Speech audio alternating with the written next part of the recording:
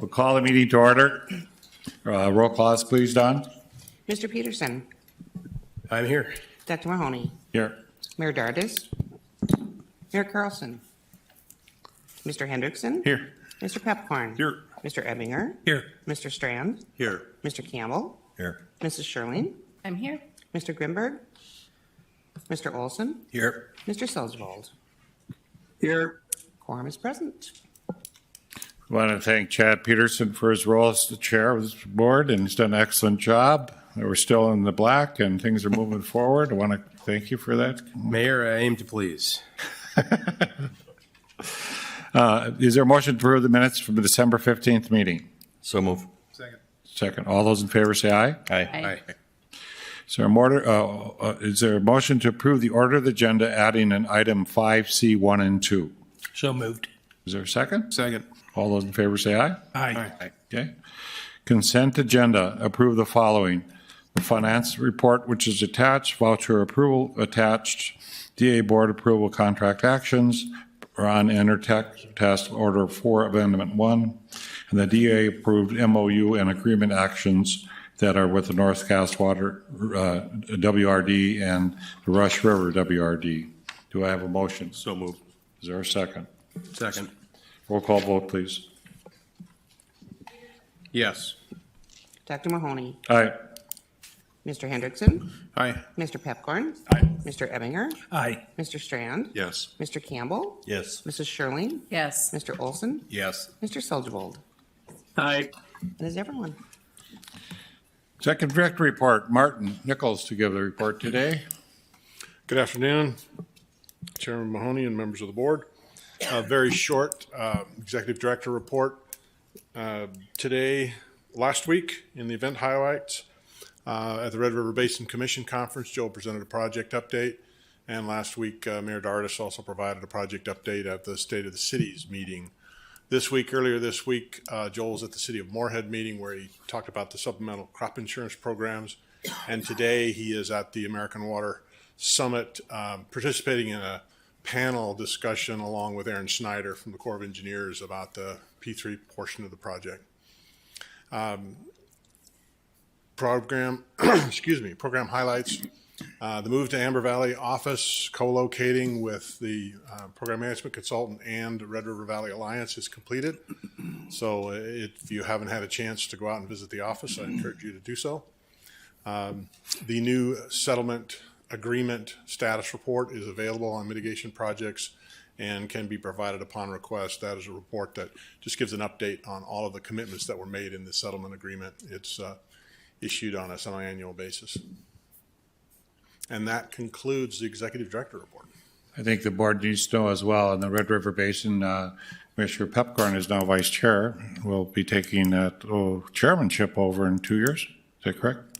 So he's worked his way up, had to struggle to Winnipeg all the time to go to meetings up and down the valley, and we're happy to see that happen.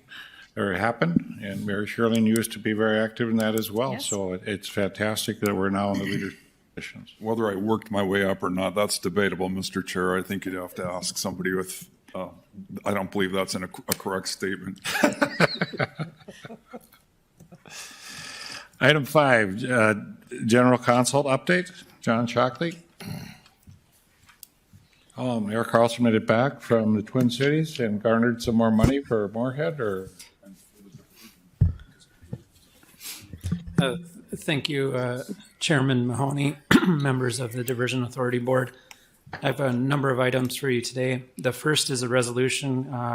This is a normal housekeeping action that the board takes every January to confirm the membership on the different boards. They do note that when the agenda was put together, between the time the agenda was put together and the time the packet came out, Member Steen was appointed on behalf of the Cass County Joint Water Resource District, so that should be reflected, his membership should be reflected on the attachment to the resolution.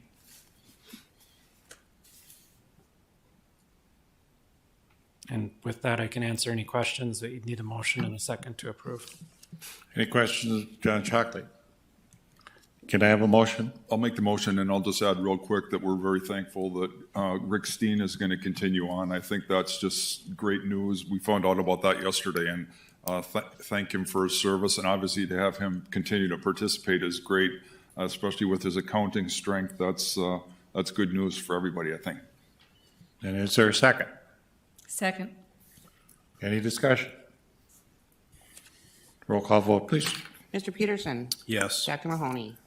Aye. Mayor Carlson? Yes. Mr. Hendrickson? Aye. Mr. Pepcorn? Aye. Mr. Ebinger? Aye. Mr. Strand? Yes. Mr. Campbell? Yes. Mrs. Sherling? Yes. Mr. Olson? Yes. Mr. Selgevold? Aye. That is everyone. The next next item I have, Mr. Chair, is the election of the vice chair. Pursuant to the joint powers agreement, it would have to be one of the Minnesota members. So it's, of course, it's a discretionary decision for the board, and you'd want a motion or a second for whoever you're selecting as your vice chair. Do we have a nomination? Sure. I would move to nominate Commissioner Kevin? Kevin. Campbell? Second. Yes, Whoever he is. that guy. Travel leg, okay. You. You post-COVID? Okay.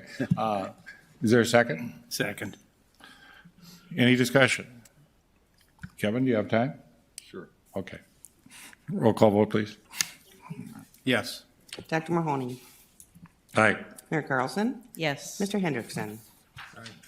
Mr. Pepcorn? Aye. Mr. Ebinger? Aye. Mr. Strand? Yes. Mr. Campbell? Yes. Mrs. Sherling? Yes. Mr. Olson? Yes. Mr. Selgevold? Aye. That is everyone. Thank you.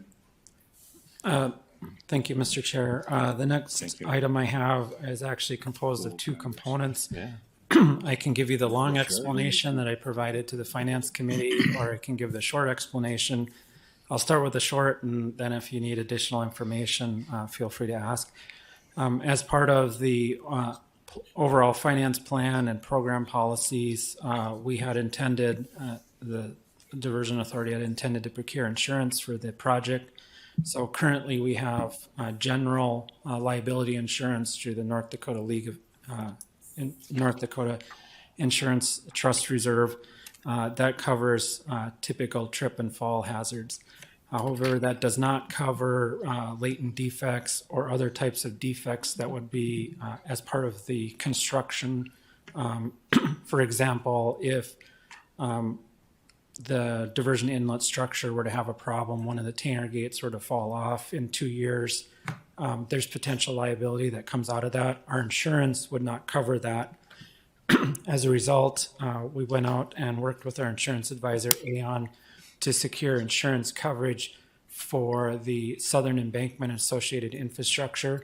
As the Corps constructs components, it is handing those components over to the Diversion Authority. So, for example, right now they're completing the first reach of the Southern Embankment and handing that over to the Diversion Authority, as they will with the diversion inlet, the Wild Rice control structure, Red River control structure. This insurance would be put in place to protect claims on those structures. Important is that the cost of defense for any type of claim is outside the policy limits. It's a $25,000 deductible. One of our concerns always is because the diversion project is so large that you could potentially be named as a party even though we may not have any liability. And so making sure that the cost of defense is outside the policy limits is really critical. And so through Aon, we were able to have a large tranche of the work for the Southern Embankment covered. There is no exclusion for prior works, which is really important. So that means even components of the project that are constructed before the date of the insurance binding are covered. The diversion inlet started construction 3 or 4 years ago. Work that was completed even 3 or 4 years ago is still covered. The coverage extends through what is referred to as a statute of repose in North Dakota, which is 10 years after substantial completion. It's a one-time policy payment. And so for the Southern Embankment, for the first tranche, it covers SEA 1, SEA 2, the I-29 road race, the diversion inlet, Wild Rice, and Red River control structures. It's about $305 million of infrastructure, so quite a large tranche. The total premium for that is $2,143,000 and some change. This is covered in the financial plan and the project plan, was recommended by Finance Committee. I can certainly answer any questions that you might have. I believe Aon is also on the phone. Similarly, on the diversion channel, we have the same type of insurance. While the developer is required to carry $100 million of insurance, the authority has some potential exposure more from a litigation standpoint. If there's a failure in the bridge, one of the aqueducts has some problems, you could come up with any sort of claim. My concern always has been the cost of defense, not the actual claim itself. And so once again, on this insurance, the cost of defense is outside of the policy limits. So even if we had 50 claims, none of them are found valid, it doesn't eat through our total coverage. And that sits alongside of the developer's insurance. And so this insurance sits in addition to our liability insurance for the project and provides an extra layer of defense if there's a claim made relating to the actual structure, some type of a failure or a problem. Given that you have transportation improvements in the channel, I think it's a really good idea because you just never know if somebody runs into a bridge and they claim there's some inherent defect that caused the accident. You could find yourself quickly in a litigation matter and spending a lot of attorney's fees. So the premium for that, for the P3 portion, is $3,477,000 and some change. Once again, it's a one-time premium. It covers through the statute of repose. So project is substantially complete in 2027. So that means that we'll have insurance coverage through 2037 with this policy. I can certainly answer any questions. Both were recommended by the Finance Committee. Any questions of John? Can I have a motion for item 1 and 2, please? So moved. Is there a second? Second. Any other discussion? Commissioner Strand. What do we do after the expiration of the policy? So the policy is a great question. The policy expires when the statute of repose expires. After the statute of repose expires, there's no more liability. Like if somebody were to claim latent defect, there's no more liability because the statute of limitations for bringing that type of claim has lapsed. We will have one additional insurance product that we, in addition to the crop insurance, will have an overall owner's wrap insurance closer to 2027 just to cover, operations and maintenance issues. This really goes to construction defects if there's a problem with the construction or something that, the other nice part about this is using the example of the Tainer gates, if there was truly a failure of the Tainer gates, and we could potentially submit that claim to the insurance and it might actually cover the replacement of a Tainer gate or something like that. But it's a great question, but once the statute of limitations expires, we wouldn't have this liability anymore. Thank you. Good. Roll call vote, please. Mr. Peterson, Yes. Dr. Mahoney, Aye. Mayor Carlson, Yes. Mr. Hendrickson. Aye. Mr. Pepcorn. Aye. Mr. Ebbinger. Aye. Mr. Strand. Yes. Mr. Campbell. Yes. Mrs. Sherling. Yes. Mr. Olson. Yes. Mr. Selzwald. Aye. That is everyone. Thank you. Construction update. Is Terry on the line to go through that, please? Ms. Chairman Mahoney, I'm here. Good afternoon. This is Terry Williams with the U.S. Army Corps of Engineers to give the monthly update. Federal construction is mostly paused for the winter, but some activity continues. At the diversion inlet structure, Ames continues to hang and weld the 3 gates, and completion in June is still on track. For the Wild Rice River structure, Ames has been placing concrete for the entrance to the structure and for the bridge spanning the structure. And connection of the structure to the Wild Rice River is still being planned for about March of this year. For number 3, for I-29 raise, that is basically paused. Number 4, the Southern Embankment Reach SC1. That was completed on 10 November, and as Mr. Shockley alluded to, that's been partially turned over to the Diversion Authority for O&M at the end of December. At the Red River structure, the Ames continues to drive pile for the foundation, and we anticipate that the first of many concrete placements could start in May. Number 6, Drain 27, the wetland mitigation project, that was completed on 2 December. And we are planning to advertise that 5-year native planting service contract at the beginning of February. We're targeting 1 February for that, to advertise that for bids. Number 7 and number 8, Drayton and Reach SE2A, those are basically fully paused for winter. And so on to the ongoing design for the rest of the 5 remaining reaches. Those are all in various stages of design. The one that's furthest along is SE2B, which runs from basically Drain 27 down to the Wild Rice. Plan to award that contract in April of 24. And as we've talked before about how important it is to identify real estate needs to allow for acquisition, the last piece of the southern embankment to be identified for real estate is SE4, and I believe we are still on track to provide that to the Diversion Authority by the end of this month. With that, that's the end of my update, unless there's any questions, Chairman Mahoney. Mr. Shirley. Thank you. Hi, Terry. Just wondering, if we had a big flood this spring, what would we have to do with that wild rice structure? Anything? Or I assume we'd have to button down the hatches somehow.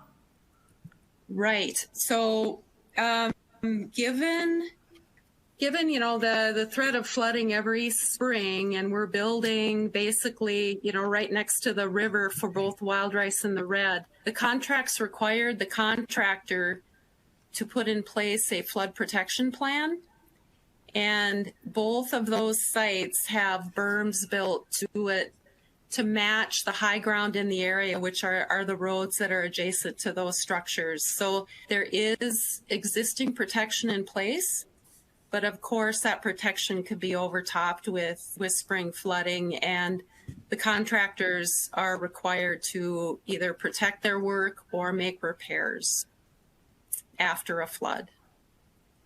Okay, thank you. The good news, I think, Nathan, you said it looks like we will be favorable this spring so far with our initial reports at least. Good. Any other questions, Terry? Thank you. We have SWDCIA project update. Chris? Yeah, thank you, Chair Mahoney, members of the Diversion Authority. Yeah, we thought it'd be good to start giving you guys monthly updates on the progress on the overall, what we call the P3 portion, the stormwater diversion channel piece of the project. So just to give you a quick update, we're working on formats, so we'll have probably some more formal items for you guys in the coming months. But just to give you a little background on kind of what's been happening both on the design and construction side for the diversion channel. Overall, we are anticipating we'll have about 200 different sets of plans for different construction elements of the project. To date, we have 42 of those fully approved and ready for construction to either begin or be underway. We have another 50 of those in review.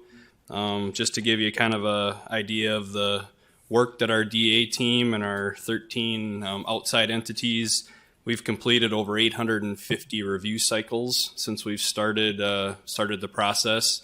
Each buildable element has 5 or 6 review cycles depending on the complexity of them. So we're not quite halfway done, in that same range, about a third done with those reviews. So much more to come. Do anticipate that most of the design will be completed within the next 12 months. So again, our team will be very busy while we're also building, working on getting the designs progressed ahead of the construction elements. As you'll see in the drone video update in a few minutes, we are nearing completion of the excavation in what we call Channel Reach 1 for the channel, so you can start to see some things taking shape. So Tom did a good job of outlining that in our video. I'll let that play out there. They'll be migrating and moving into Reach 2 in the next few weeks, so they'll be continuing to progress from the downstream end to the upstream end. Then a couple other things you'll see in the drone video. They're working ahead on some prep work for the construction this summer. So they've been out stripping some vegetation in some areas and also removing some trees in anticipation of construction season this year. So the next couple slides, I wanted to give you a few tools we're using for monitoring progress. The next couple are maybe a little hard to see. I do have printout copies on the tables in the back, so after the meeting, if anyone wants to look through those, I'll hang around there for a little while and we can kind of walk you through. What this view is called is a time and space diagram. So on the top side of the diagram shows the project itself laid out from left to right, from the outlet to the inlet. So you can see all the different features of the project laid out there.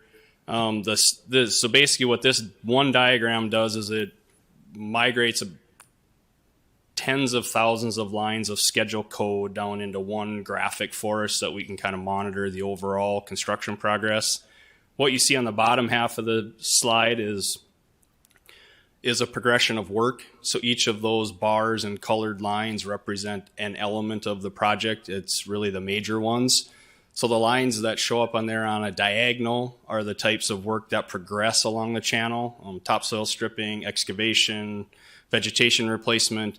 The ones that are more vertical are single locations like bridges, drain inlets. So this map shows you kind of when things will start and end at either a particular site or kind of how the excavation will progress along the channel. The next couple of slides, we zoomed those in, so there's examples of these. So you can kind of see a little bit more granularity of the different segments of the diversion channel. This map particularly shows just this year. We also have versions of this that would show the entire construction time frame. One other tool we're working on, we want to give you kind of a preview of it today just to kind of give you an indication of what's coming. We've got a video put together that also further condenses this down into more of a single page of kind of the progression of work. So I think Peggy will bring that up here.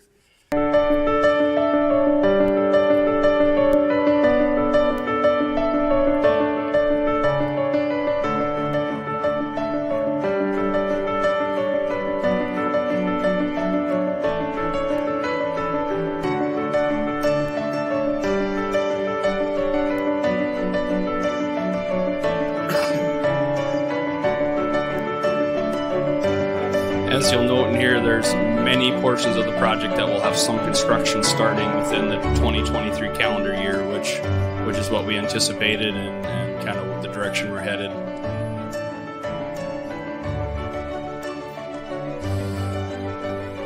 So as you get out into 2024, you start to see components of the project being totally completed as well. And into late 24 and 25, you'll see many of those segments as they start to be totally completed on the construction.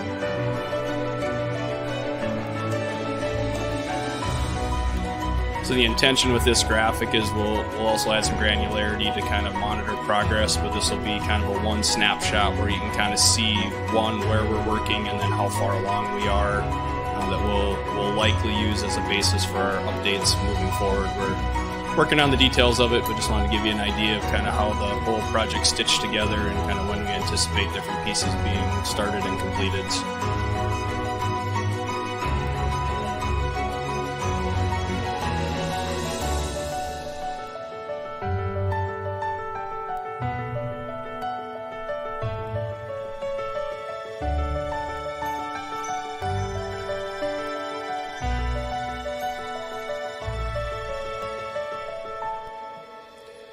So with that, before we play the drone video update for the month, any questions on the P3 progress? Mr. Peterson. Well, thank you, Mr. Chairman. Having worked with clients of varying degrees of understanding and construction over the last 25 years, I can appreciate how painful this was to put together. That's an intentionally used word.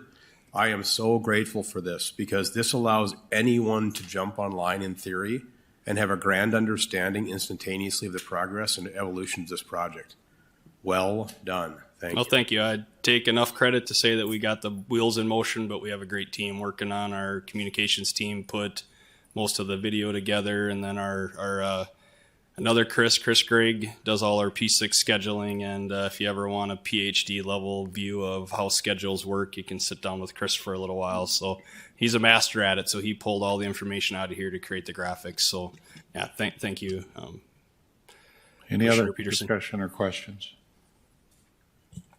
Good job. All right, with that, we'll wrap up today's with a drone update, so you kind of see a progression of how we're doing on the channel and some of the gate hanging that Terry mentioned on the core channel or the core structure work as well. So. Hi, I'm Tom Fuchs, the MFDA's Senior Construction Manager, with a quick update for you on the FM Area Diversion Project. Winter has fully set in here in North Dakota and Minnesota, which means work on some components, such as the I-29 road raise, won't resume until the snow melts.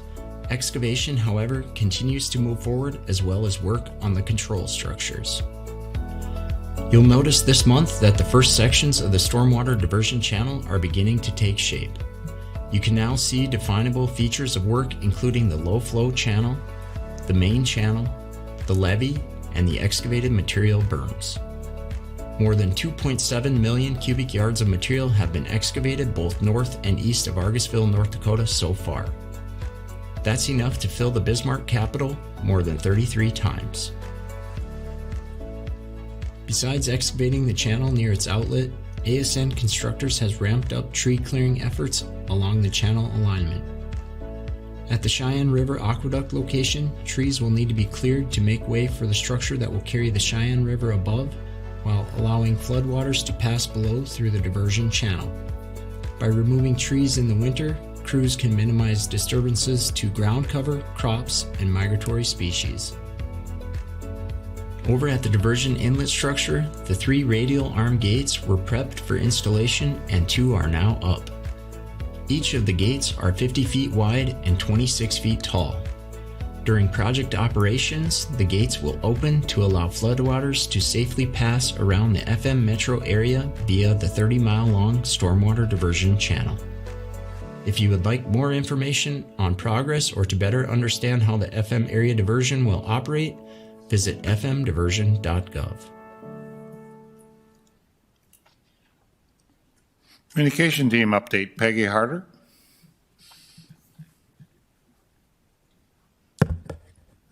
Thank you, Chairman Mahoney. I'm stepping in for Amy today to give you guys the update, but please know if you have questions, she is actually with us to ask any questions too.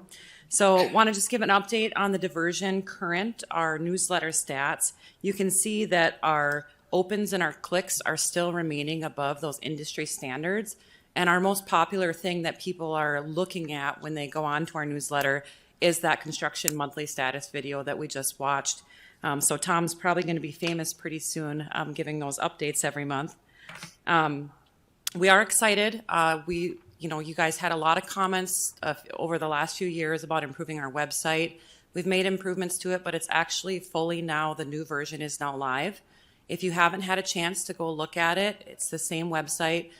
Go to our project website, take a look at it, and the comms team would love any feedback that you have on it after you get a chance to take a look at that. The year in review video was published that we shared at the December board meeting before the holidays. And along with that, we also released the newest Faces of Diversion Diversion this month. It was Matt Pullert with Industrial Builders was talking about the I-29 grade race project. So if you haven't had a chance, that's a great video to watch as well. And then most recently, we also just distributed a new news release this week welcoming our chairman for 2023, Mr. Mayor Mahoney, as our chairman, and thanking Chairman Peterson for his services for 2022. So with that, that's the comms update for this month. Any questions? Any questions, anybody? Thank you, Peggy. Land management update, property acquisition status report, Jody Smith. You want me to do my own now? Peggy just gave up on doing the mouse, so I certainly don't have anything as cool as what Mr. Bakigard presented to you, but I will try. So I'll start with this map on the front page. Again, this is something that you've been previewing for years. I'll note on the appraisals that we're waiting for, in the past month, we did approve 21 additional appraisals. We continue to kind of tick that number down. We have 104 remaining to complete. On the eminent domain cases, so the last resort eminent domain cases, we were able to close on additional ones. So again, we don't mark these off the list until the paperwork has been signed and the ink is dry. So we continue to negotiate settlements. We continue to bring them to both the boards, but we were able to close on one of them. I do want to note one update that we'll make in the board meeting minutes. It says acquired via eminent domain. That currently says 0 on the presentation that's been provided to you, but there are 13 that are currently added into the eminent domain process.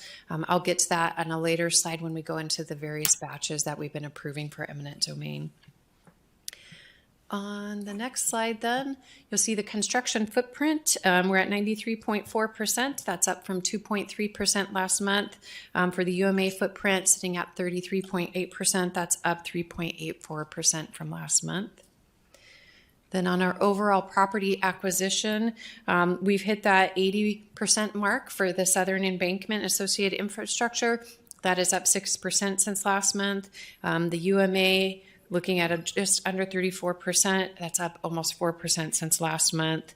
And then the stormwater diversion channel, that is up 1%, so we were able to secure the necessary MOUs. We do have one outstanding easement that the property owner has agreed to. We're just waiting for that to close, and then you'll see that loop be completed. Then on this last slide, again, we continue to work with our property owners. We were able to reach a settlement agreement with 2 additional property owners that involves multiple parcels. Batch 1, the eminent domain actions filed on 7 property owners. Again, there's more parcels involved in that. Batch 2, the actions were filed for eminent domain on 11 property owners. Batch 3, the last written offers were sent out to 32 property owners at the end of December. Here by the end of the month, we will be filing eminent domain on those property owners who are not successful in negotiations with us. And then today, the Cass County Joint Water Resource District authorized us to move forward with sending out last written offers to actually 10 of the property owners because they did accept a settlement negotiation with one of them. So are there any questions that I can answer for any of the board members at this point? Commissioner Strand. Thank you. I'm just curious, with the serious escalation in land valuations unfolding, how does that affect our bigger picture and or the details you're dealing with day by day? So Chairman and Commissioner Strand and members of the board, so, what we look at typically when we're in negotiations is when was the appraisal completed. The respective boards are approving appraisals on a monthly basis. So if it's a recent appraisal, I'm assuming that those numbers are up to date. If the appraisal is, say, a year old, we certainly are looking at the land values. What we're doing is Crown is providing to us on a quarterly basis recent land sales, and we take that into comparison, particularly when we're looking at the flowage easements. If we're acquiring something in fee title and it's above the appraised amount, I do have the land agents or the property owners welcome to submit recent sales in the area that we can take into consideration. And then we try to culminate that and bring it to the respective boards for them to take into consideration when approving something that's above the appraised value. Did that answer your question? It does. I'm just guessing that it's happening. Yes. How about with crop values? Is it the same story with future crop valuations and insurances on crop losses and so on? That might not be your turf. A little bit. I mean, so Chairman and Commissioner and members of the board, so, we do look at some of this, particularly when we're developing the crop insurance policy and how that will kind of all play into that crop insurance policy. That's something I would say we're probably about 80 or 85% complete in developing. There's a few nuances that we're continuing to work through, and Mr. Strand behind me is a key part of that, as well as Eric Dodds. And then we have a focus group, and we had meetings in November about that so we could get feedback from the public, but also from our focus group. So looking at those values, how that would play into the insurance policy, particularly if there was a disruption in their crop production. Thank you. Any other comments or questions? Thank you, Jody. Finance update, Rick Steen's going to step in for Bernie Dardis. Bernie Dardis testifying out at Bismarck, so Rick can come in his new role and Thank you, help Mr. us Chair, out. board members. Yeah, I'm just going to have a very short update. Most of the information that I have has been covered through our items on the agenda already. Under the consent agenda, the finance report, as of 12/31/22, the authority had a total cash balance of $151,780,000. We recommended approval, reviewed and approval bills totaling $11,216,000. And we recommended approval of the one contract action that was with the Braun Group, and then 2 MOUs with the 2 water resource districts. In addition, we reviewed and recommended approval of the 2 insurance proposals that Mr. Shockley presented. And in addition to that, there is a significant project bid related to the City of Fargo work plan that Chris and Nathan, I believe, are both going to talk to. And that will require action by the board. And the Finance Committee did recommend approval of that as well. Thank you. Are we going to see you all winter, or are you going to be? I'll be on the phone. Okay, thank you. Chris, you're up. Thank you, Mr. Chair and board members. Real quick, I'll take John's approach. I'll take a high level cut of this. If you guys want me to dig in on anything, Nathan and I can certainly help answer questions. We had a very good discussion yesterday about this particular topic at finance. But just a high summary, the City of Fargo is planning to bid out some continuation of their 37-foot river stage projects. It includes 2 sanitary sewer lift stations this year. These were, again, estimated back in 2018 with the current bid environment and the escalation of inflationary costs. They've redone those estimates now and are anticipating the costs will have increased quite substantially. Original estimate was about $6.2 million. They're currently at right around $11 million for the total project. So the Finance Committee again recommended we approve an increase to the total project budget of $4.8 million on this project. And again, with that, I can certainly answer any questions or have anything come up if you guys have any other items you want to talk about. Any questions by the board? Do I have a motion? Motion to approve, Mayor. Is there a second? Second. Any further discussion? Roll call vote, please. Mr. Peterson? Yes. Dr. Mahoney? Aye. Mayor Carlson? Yes. Mr. Hendrickson? Aye. Mr. Pepcorn? Aye. Mr. Ebbinger? Aye. Mr. Strand? Yes. Mr. Campbell? Yes. Mrs. Sherling? Yes. Mr. Olson? Yes. Mr. Selgevold? Aye. That is everyone. Good, thank you. Any other business for the good of the order? Next meeting is February 23rd. Do I have a motion to adjourn? So moved. Is there a second? Second. All those in favor say aye. Aye. Aye. We're adjourned. Thank you.